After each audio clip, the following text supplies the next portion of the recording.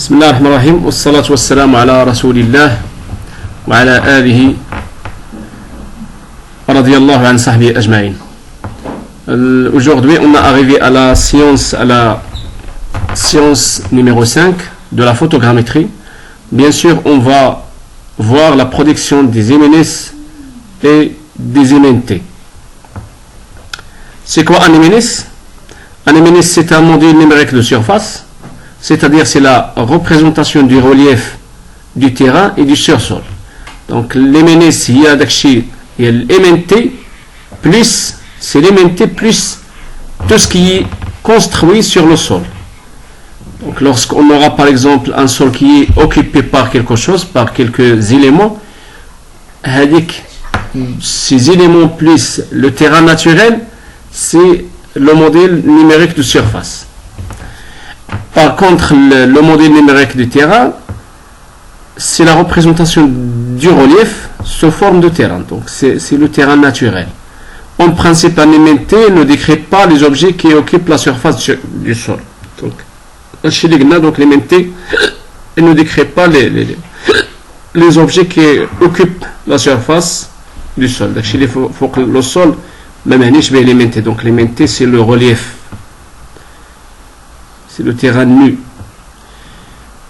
Et il existe aussi une notion de l'émineux. L'émineux, c'est le modèle numérique de l'élévation. C'est brièvement, c'est l'éminus moins l'éminté. C'est-à-dire, ce sont les éléments écrasés entre l'éminté et l'éminus. Donc, l'anasir, les formes l'éminté, les choses, ou bien les éléments qui sont sur l'éminté, ce sont donc c'est ça ce qu'on appelle le modèle numérique d'élévation. Bon, donc pour l'éminté, on peut le réaliser par deux méthodes, soit par la méthode directe, c'est-à-dire en utilisant l'élevé topographique direct, par exemple en utilisant un GPS, et sur un logiciel de traitement comme le Covadis, on peut calculer l'éminté. En utilisant la photogrammétrie, on peut calculer l'éminté, bien sûr en utilisant ce qu'on appelle, ou bien en faisant l'extraction de ce qu'on appelle les X, Y, Z, c'est-à-dire les nuages de points en X, Y, Z. Comment on fait ça pour la photogrammétrie? C'est presque le même principe de l'orientation relative qu'on a déjà vu. Si vous voyez ici, sur la zone de recouvrement, on va choisir une zone de recherche et bien sûr le logiciel il va faire l'extraction des points d'intérêt sur l'image de droite et sur l'image de gauche. Après, il va déterminer les points homologues, mais au niveau du filtrage, il va faire l'affectation des coordonnées X, Y, Z. Parce que lorsqu'on a terminé avec l'aérotriangulation, donc on n'est pas encore dans la phase de l'orientation relative, mais c'est dans l'étape ou bien dans la phase de l'orientation absolue. Donc on a pris فاش كان افيكتي لي كوردوني فاش كنسالي فاش كان نوصل للمرحله فاش كان افيكتي لي كوردوني اكس اي زد دونك راني كنكون وصلت ما يسمى بالorientation absolue. C'est bon. On a deux méthodes, on utilise deux méthodes pour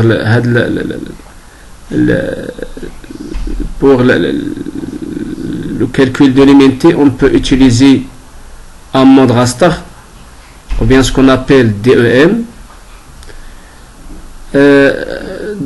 Dans ce mode raster, on peut par exemple fixer une distance en X et une distance en Y, ce qu'on appelle la résolution de des mètres par exemple, des mètres fois des mètres. Le problème de l'aimenter au niveau le mode rastre, c'est au niveau de la qualité des points.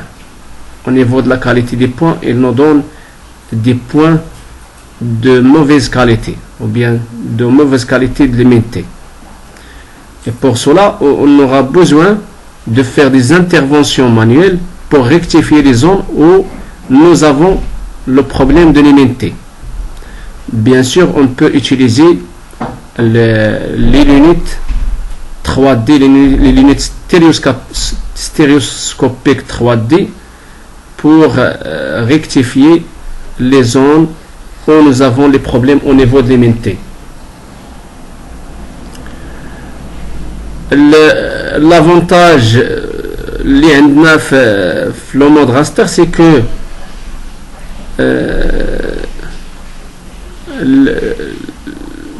le logiciel il va respecter la résolution de des mètres sur des mètres.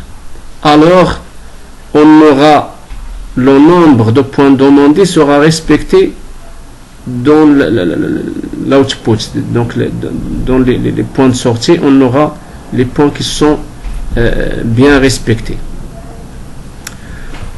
On a aussi une deuxième format, ou bien un deuxième format qui s'appelle le formatting, c'est-à-dire le format des triangles irréguliers. En anglais, il s'appelle TIN, c'est-à-dire Triangulated Irregular Network, qui est un format de données utilisé pour représenter les surfaces topographiques des modèles 3D sous forme de triangle. C'est un format, bien sûr, qui est couramment utilisé en géomatique, en cartographie et en modélisation 3D.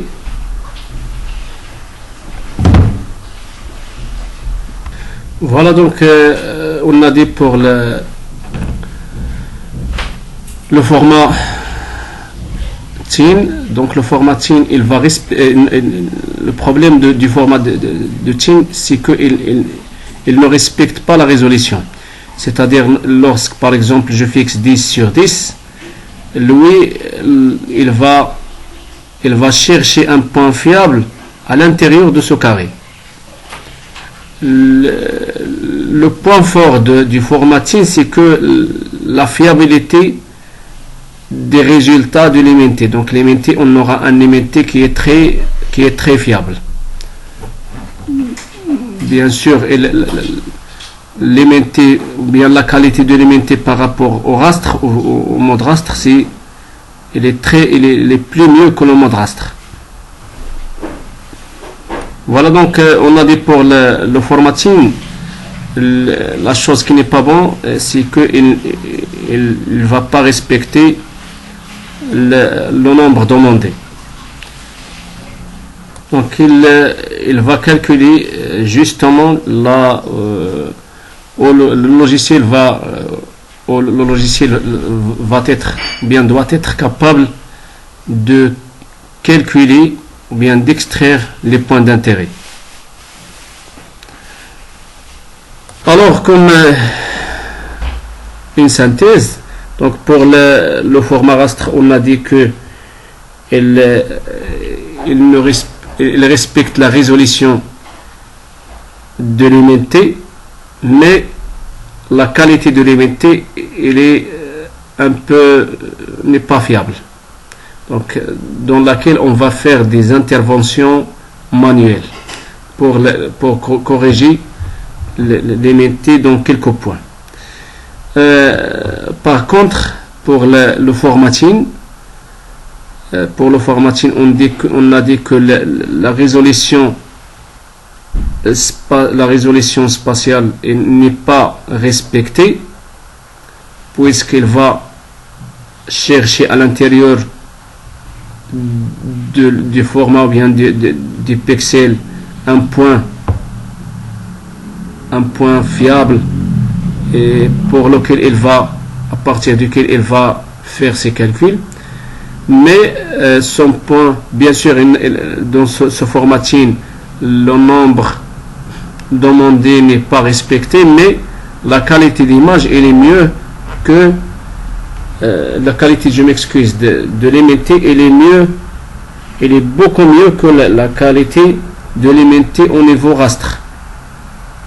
Juste une chose à ajouter, pour le format raster, il s'appelle DEM, c'est-à-dire Digital Elevation Model. Et voilà, on a arrivé à terminer ce petit chapitre. Par la suite, Inch'Allah, on verra la production de l'orthophoto. Et c'est quoi l'orthophoto?